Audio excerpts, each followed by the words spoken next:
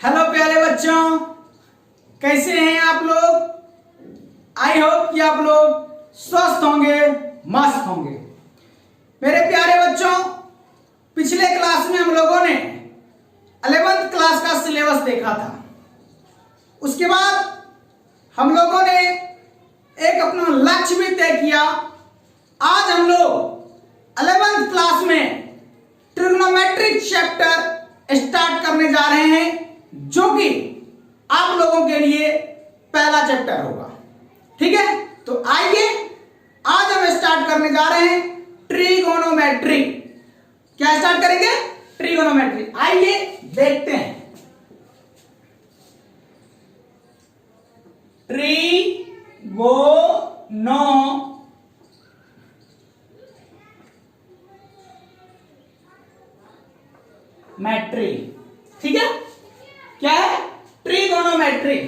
Trigonometry जो है, ठीक है, एक ग्रीक वर्ड है। क्या है?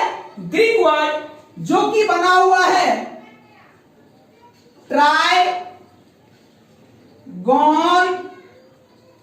ओ और मैट्री से। किससे बना है? ट्राइगोन और मैट्री से।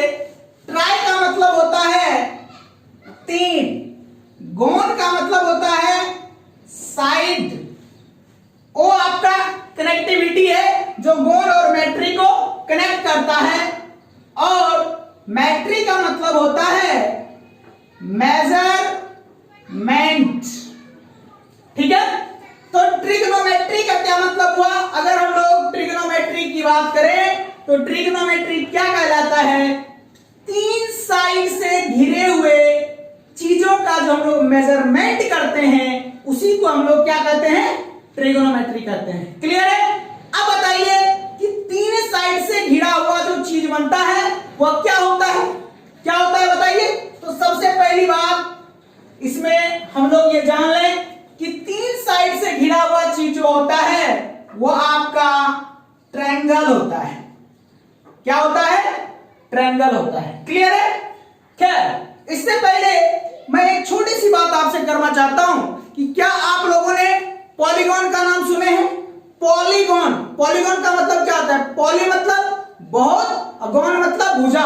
बहुत सारे भुजा से जो आकृति बनती है उसी को हम लोग पॉलीगॉन कहते हैं, जिसको कि हिंदी में हम लोग क्या कहते हैं? बहुभुज। क्लियर है ना? तो गॉन मतलब साइड हो गया।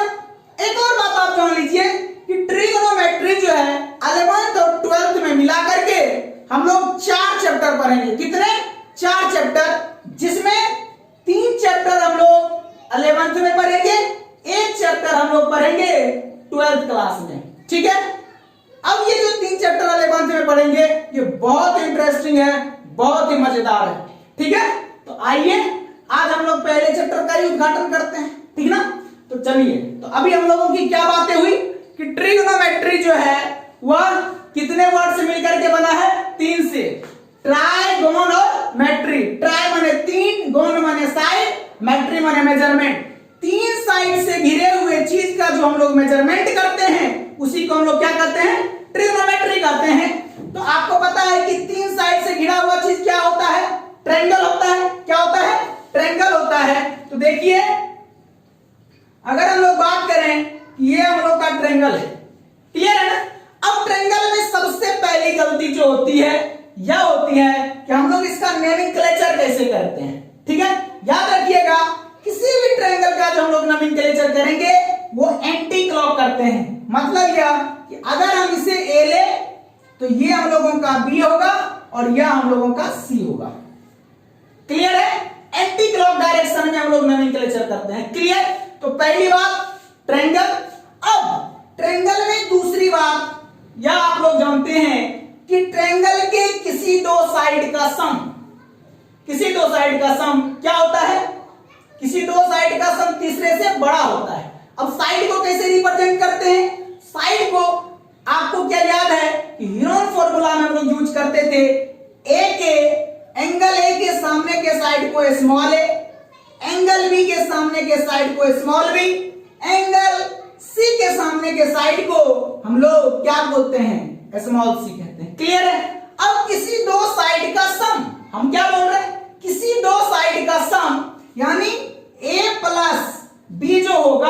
वह सी से बड़ा होगा।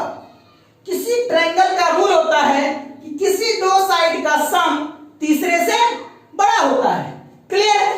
अब इसी में आप तीसरी बात यह भी याद रखिएगा कि मान लिया जाए कि किसी दो साइड का जो डिफरेंस होता है, किसी दो साइड का जो डिफरेंस होता है वह तीसरे से छोटा होता है, तीसरे से छोटा होता है। यहां पे जो हमने ये दो लाइन खींचा है इसे हम लोग मॉड कहते हैं। क्या कहते हैं?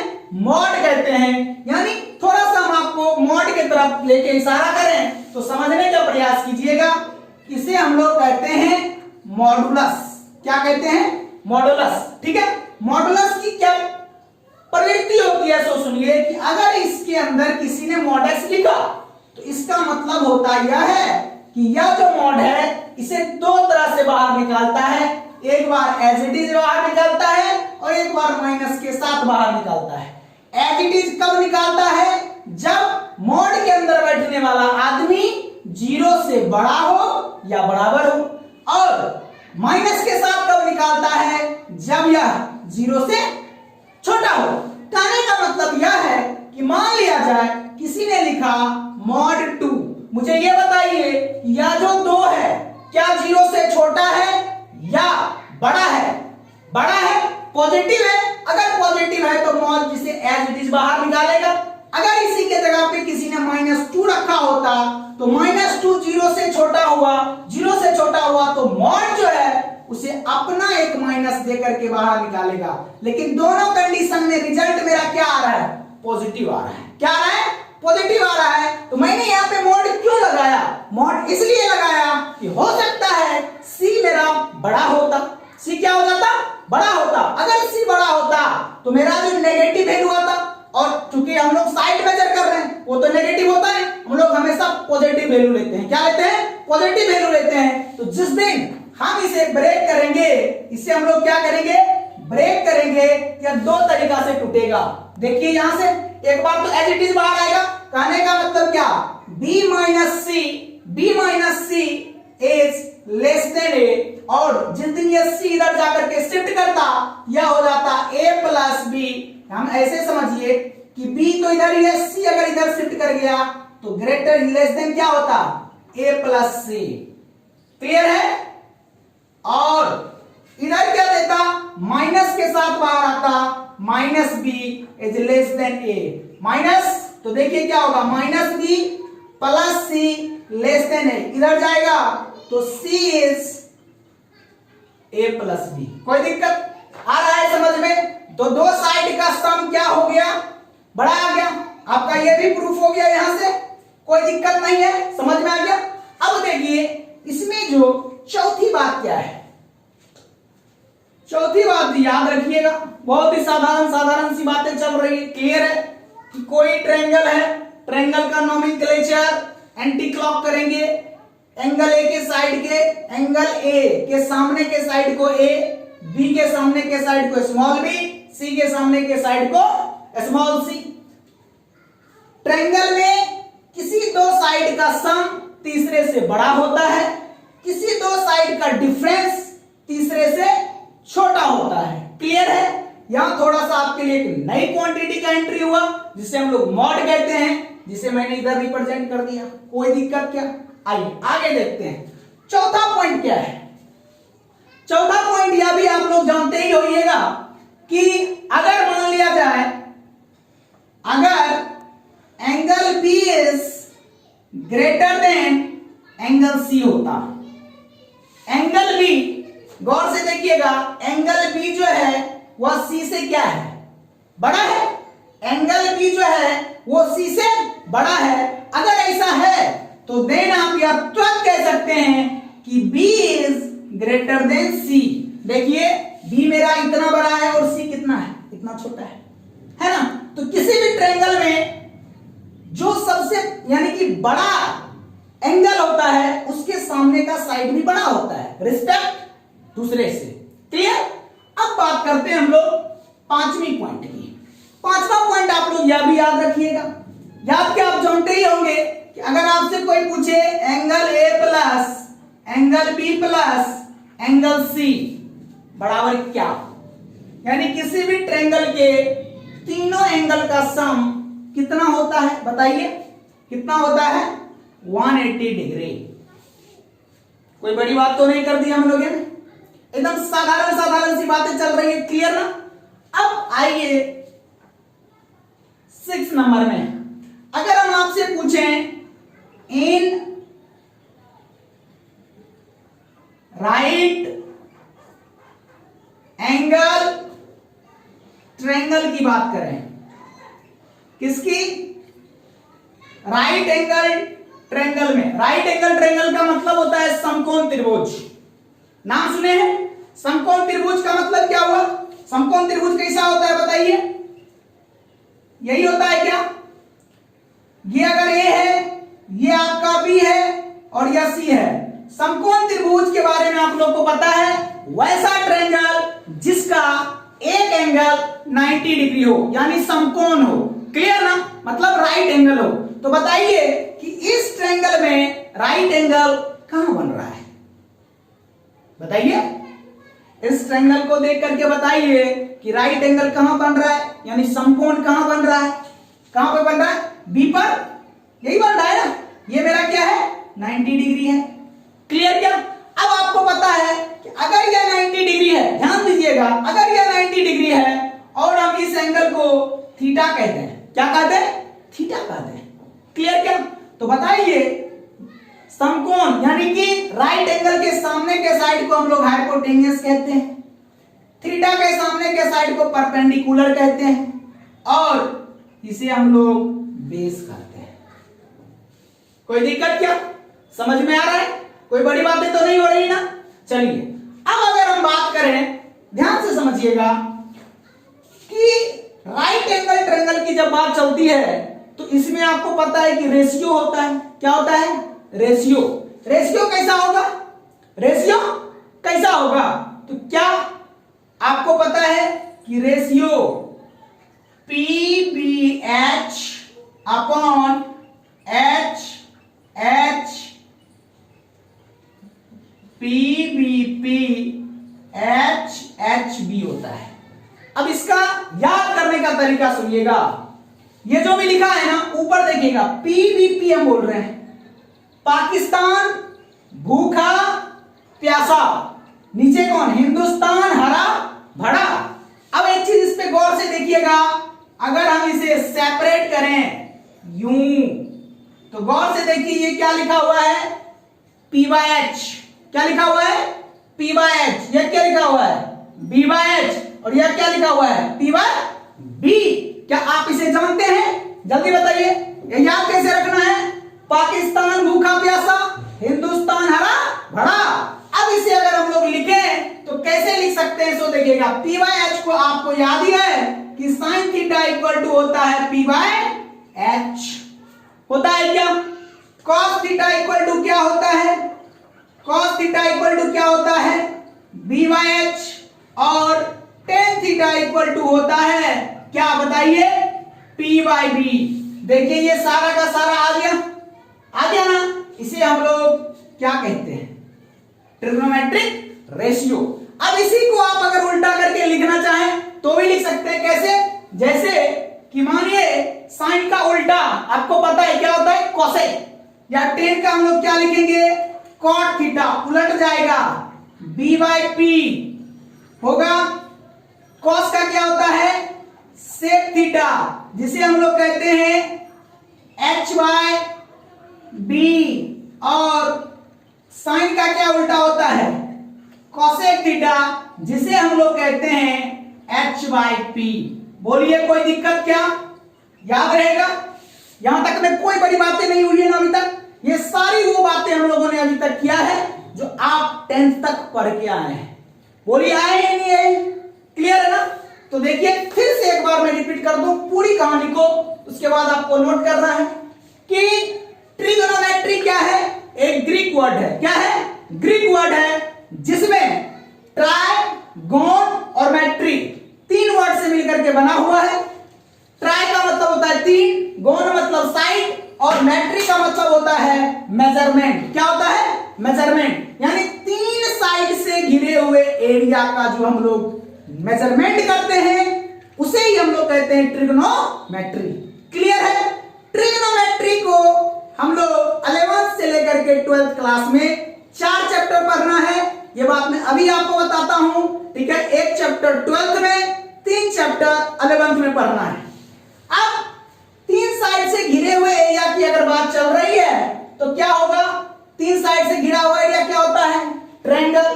ट्रायंगल का नोमेनक्लेचर आज के बाद याद रखना है, एंटी क्लॉक करेंगे, ए बी सी। दूसरी चीज, ए के सामने के साइड को स्मॉल ए, बी के सामने के साइड को स्मॉल बी, सी के सामने के साइड को स्मॉल सी। क्लियर? उसके बाद ट्रायंगल में क्या होता है? ट्रायंगल में ये होता है कि किसी दो साइड का सम तीसरे से बड़ा होता है, किसी दो साइड का डिफरेंस तीसरे से छोटा होता है, जो कि आपने प्रूव कर लिया। आज के बाद याद रहेगा, अगर दो लाइन के बीच में कोई चीज हो उसे क्या कहते हैं? मॉडुलस कहते हैं। क्या कहते हैं? मॉडुलस कहते हैं। और मॉडुलस दो तरह की बातें करता है। किस तरह की? एक बार एज इट इज बाहर भेजता है, एक बार एक अपना माइनस देकर के निकालता है। एज इट इज कब? जब अंदर बैठने वाला आदमी 0 से बड़ा हो या बराबर हो। माइनस कब देता है? जब अंदर बैठने वाला आदमी 0 से छोटा हो। फॉर एग्जांपल के तौर पर आपको ये समझ में आ गया? इसके बारे में हम लोग बहुत सारा चीज पढ़ेंगे, ठीक है? बस आपको ये समझना है कि अगर दो लाइन के बीच में कोई चीज हो हम लोग उसे मॉड कहते हैं। और मॉड दो तरह की बातें करता है। कौन कौन सा? एक बार एज इट इज बाहर निकालेगा, एक बार माइनस के साथ निकालेगा। क्लियर ना? अब इसके बाद आपको यह भी पता है कि अगर कभी भी मान लीजिए कोई भी एंगल किसी दूसरे एंगल से बड़ा है, इसका मतलब उस एंगल के सामने का साइड बड़ा होगा जिस एंगल से वो क्या है?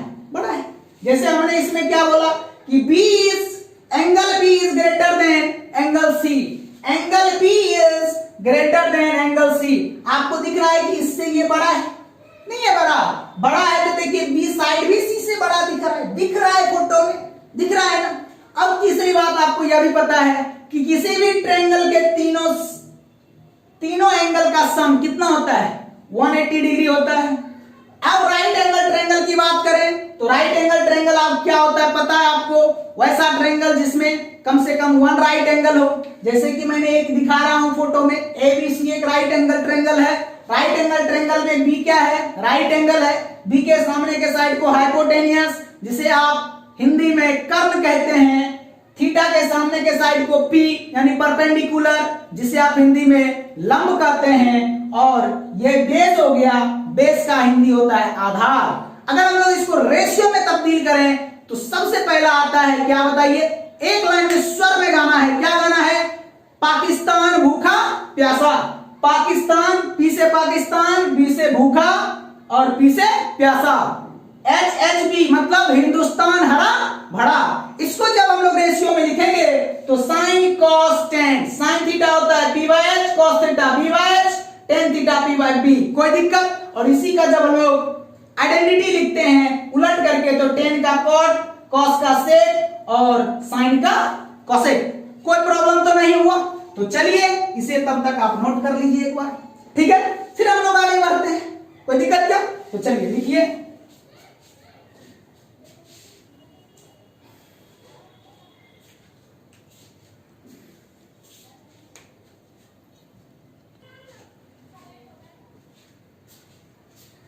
चलिए लिख लिए क्या? आइए आगे देखते हैं।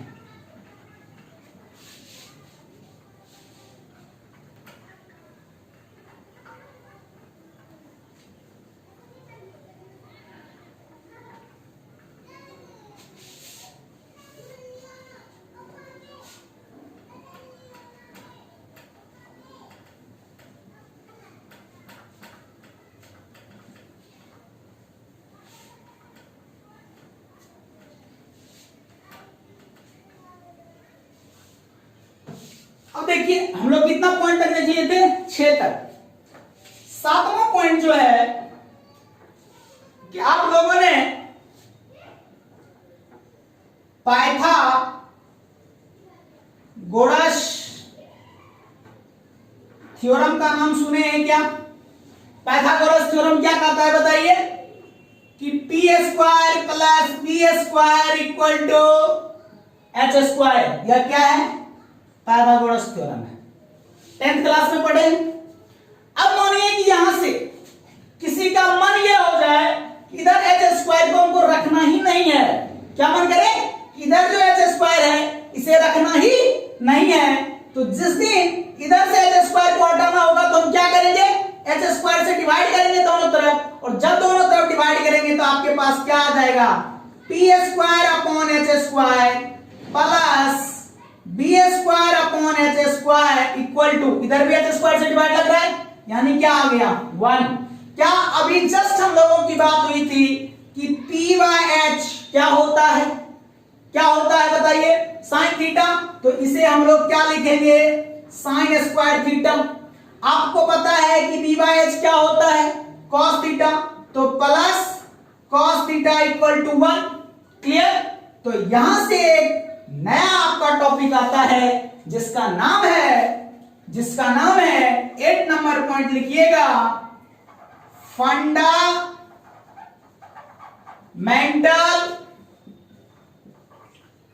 आइडेंटिटीज। फंडामेंटल आइडेंटिटी में क्या सब आएगा? सबसे पहला यही कि sine square theta plus cos square theta equal to 1 होता है। क्या होता है? Sine square theta plus cos square theta equal to 1।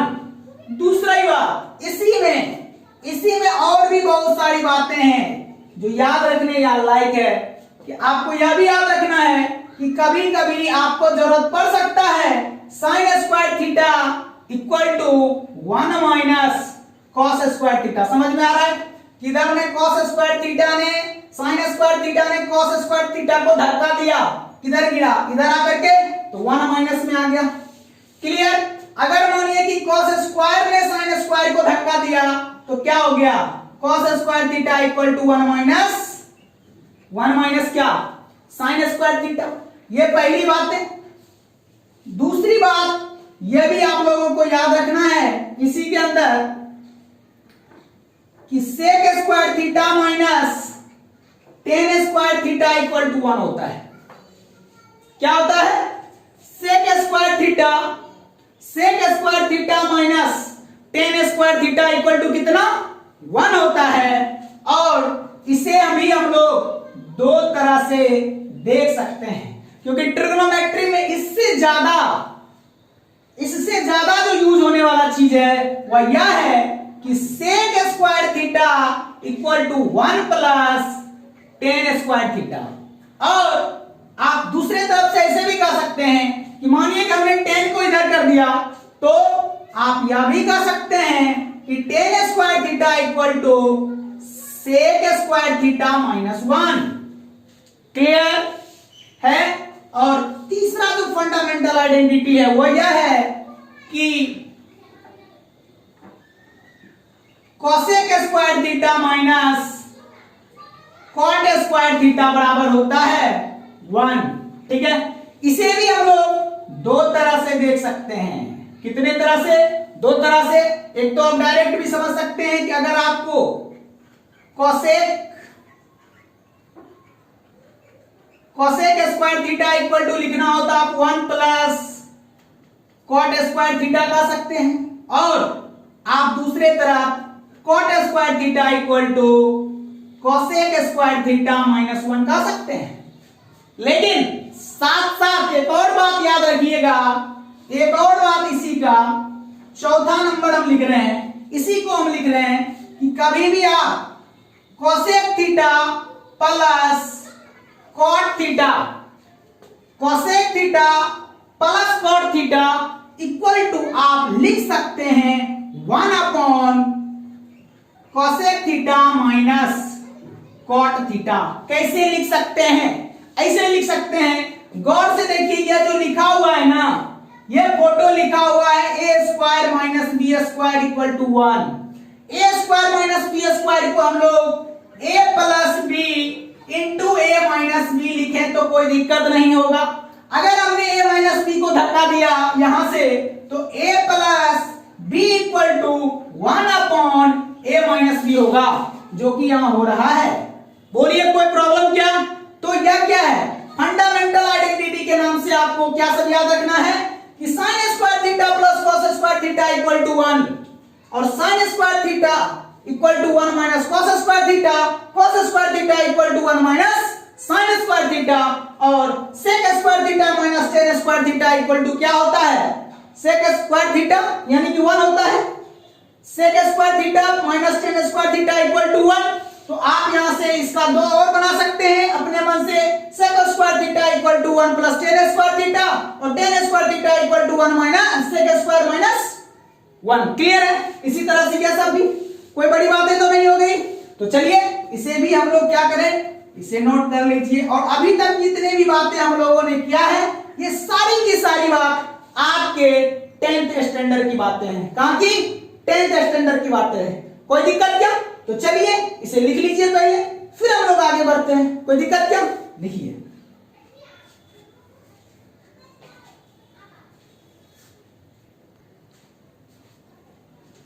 तो चलिए लिख लिए क्या?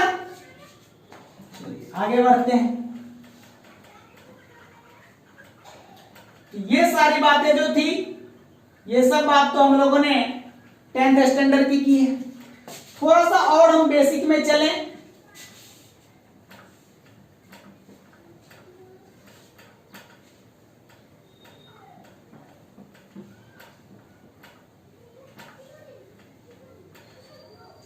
चलिए थोड़ा सा और हम लोग बेसिक में बात करें। बेसिक में अगर हम लोग बात करें तो एंगल क्या होता है? एंगल का नाम सुने हैं क्या? एंगल को हिंदी में क्या करते हैं? कोण। क्या करते हैं? कोण। ठीक है, तो सबसे पहले तो एंगल का डेफिनेशन लिखिए। एंगल का डेफिनेशन क्या होता है? लिखिएगा, angle is amount of rotation from initial side to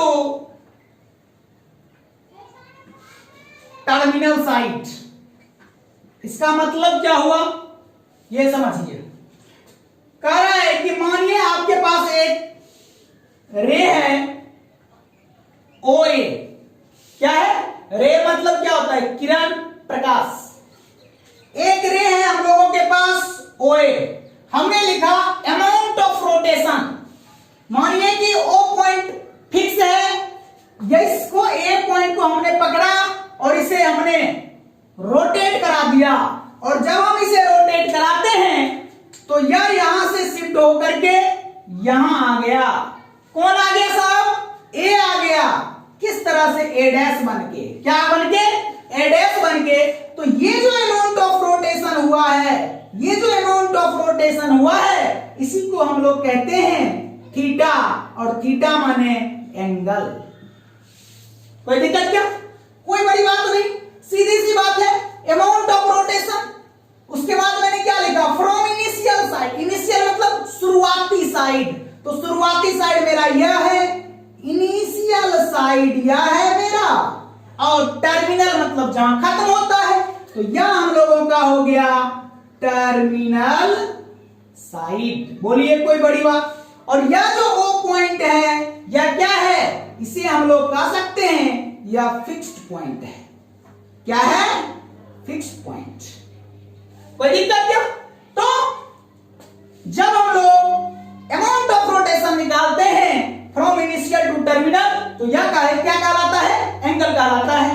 या इसे आप ऐसे भी समझ सकते हैं, जो आसान लैंग्वेज में आप लोग 10th में पढ़ के आए हैं, कि एंगल यानी कि हम ये कहें कि एंगल बिटवीन वर्टिकल और, यानी कि क्या बोले हम, ऐसे आप समझ सकते हैं कि दो लाइन के बीच जो झुकाव होता है, इंक्लिनेशन बिटवीन टू लाइन, ऐसे भी समझ सकते हैं। क्या कह सकते हैं? Inclination between two line. दो लाइन के बीच का जो झुकाव होता है उसे भी हम लोग क्या कहते हैं? एंगल कहते हैं। लेकिन वो 10th तक की बातें थी। अब आप लोग 11th में आ गए, थोड़ा आप लोग का स्टैंडर्ड क्या हो जाना चाहिए, ऊंचा होना चाहिए या नहीं होना चाहिए, होनी चाहिए। तो हमने क्या देखा, एंगल का डेफिनेशन अब क्या याद रखना है, angle is amount of rotation from initial side to terminal side. Clear है ना। अब देखिए कि एंगल का डेफिनेशन हो गया। अब जो है साइन के अकॉर्डिंग एंगल कितने तरफ से होता है, साइन के अकॉर्डिंग, तो यहां से लिख लीजिएगा साइन ऑफ एंगल। अगला पॉइंट आपका है sign of angle. Sign of angle की बात करें, मतलब क्या है, मतलब यह है कि सपोज कीजिए कि ये OA जो मेरा इनिशियल साइड है, हमने इसे रोटेट कराया एंटी क्लॉक में, तो भी एंगल बना। क्या हम लोग इसे नीचे की तरफ भी तो रोटेट करा सकते थे, नहीं करा सकते थे, तो दो तरह का रोटेशन हुआ। तो याद रखिएगा कि जब हम लोग एंटी क्लॉकवाइज रोटेशन देते हैं तो पॉजिटिव एंगल बनता है, जब हम लोग क्लॉकवाइज डायरेक्शन में रोटेट कराते हैं तो जो एंगल क्रिएट होता है वो नेगेटिव एंगल होता है। तो साइन ऑफ एंगल की बात करें, साइन ऑफ एंगल की बात करें, यह दो तरह का होता है। कितने तरह का, दो तरह का। याद रखिएगा, एक होता है आपका पॉजिटिव एंगल, क्या होता है, पॉजिटिव एंगल, और दूसरा होता है आपके लिए, दूसरा आपका होता है नेगेटिव एंगल। क्या होता है, नेगेटिव एंगल। तो आइए इस दोनों को भी हम लोग देख लेते हैं। सबसे पहली बात हम लोग करें पॉजिटिव एंगल की, किसकी, पॉजिटिव एंगल की, ठीक है, किसकी, पॉजिटिव एंगल की। तो लिख लीजिएगा इसका डेफिनेशन क्या होगा, लिखिएगा amount of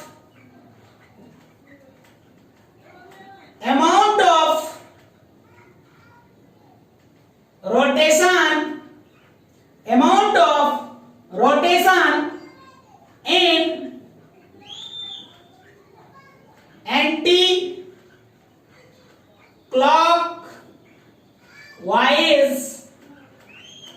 direction, anti clockwise direction for positive angle. ठीक है, क्या याद रखना है, amount of rotation in anti clockwise direction. Anti clockwise direction में जब हम लोग अमाउंट ऑफ रोटेशन निकालते हैं, किसके लिए होता है, पॉजिटिव एंगल के लिए। कहने का मतलब फिर से समझिए कि ये हमारे लिए OA है, ठीक है, क्या है, OA है, और इसे हम लोग अगर एंटी क्लॉक मूव कराएंगे, एंटी क्लॉक का मतलब कैसा, घड़ी के विपरीत, तो घड़ी के विपरीत क्या होगा, ये ऐसा बनेगा, और ये आपका A डैश बन गया। ये जो एंगल क्रिएट हुआ यह कहलाता है पॉजिटिव एंगल। क्या कहलाता है बताइए, पॉजिटिव एंगल। क्लियर ना। अब दूसरा, इसी में आपको B नंबर भी याद रखना है, negative angle. Negative angle, negative angle का डेफिनेशन क्या होगा, तो नेगेटिव एंगल में लिखिएगा amount of rotation in clockwise direction for, किसके लिए, नेगेटिव एंगल के लिए। क्लियर है, याद रहेगा, नेगेटिव एंगल के लिए क्या करते हैं हम लोग, क्लॉकवाइज डायरेक्शन मूवमेंट देते हैं। यानी कि मान लिया जाए ये आपका OA है, और अगर हम लोग क्लॉकवाइज, तो घड़ी ऐसे चलता है, अगर ऐसे चलता है तो यह यहां से रोटेट होकर के किधर आएगा, इधर आ गया, और ये आपका अब A डैश बना। तो बताइए ये जो एंगल क्रिएट हुआ थीटा, यह क्या हो गया, नेगेटिव एंगल। क्या हो गया, नेगेटिव एंगल। कोई बड़ी बात, बहुत छोटी छोटी बात। अभी तक जो आप 10th में पढ़ते आ रहे थे वो सिर्फ और सिर्फ बात कर रहे थे किस पे, पॉजिटिव एंगल पे। लेकिन आज आप देखते हैं कि नया चीज सीखा कि एंगल का साइन दो तरह का होता है, एक पॉजिटिव एंगल और दूसरा नेगेटिव एंगल। कोई दिक्कत क्या, तो चलिए पहले इसे नोट कर लीजिए, फिर आगे देखते हैं। ठीक है, लिखिए,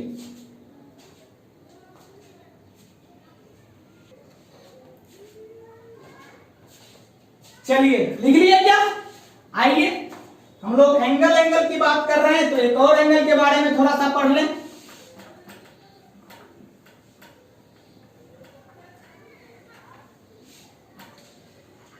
क्या आपको राइट एंगल के बारे में पता है, राइट एंगल क्या होता है, वन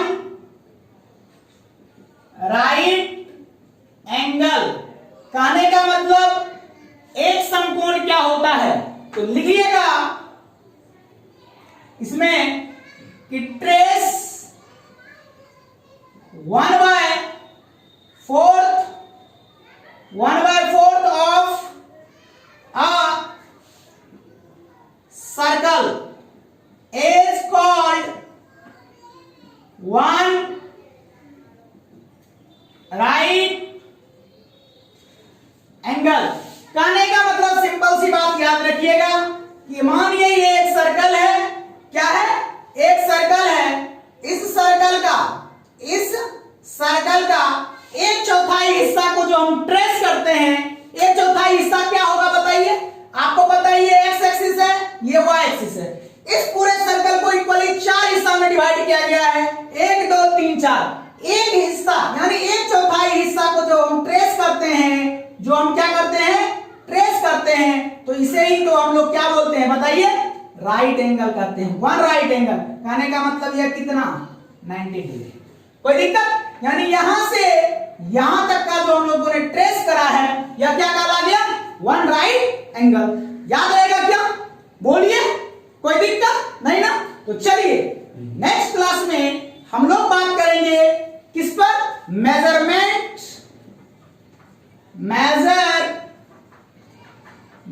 ऑफ एन एंगल। किसका, एंगल को मेजरमेंट करने के लिए सीखेंगे अलग अलग यूनिट में, ठीक है। तो चलिए आज के लिए इतना ही, फिर मिलते हैं नेक्स्ट क्लास में।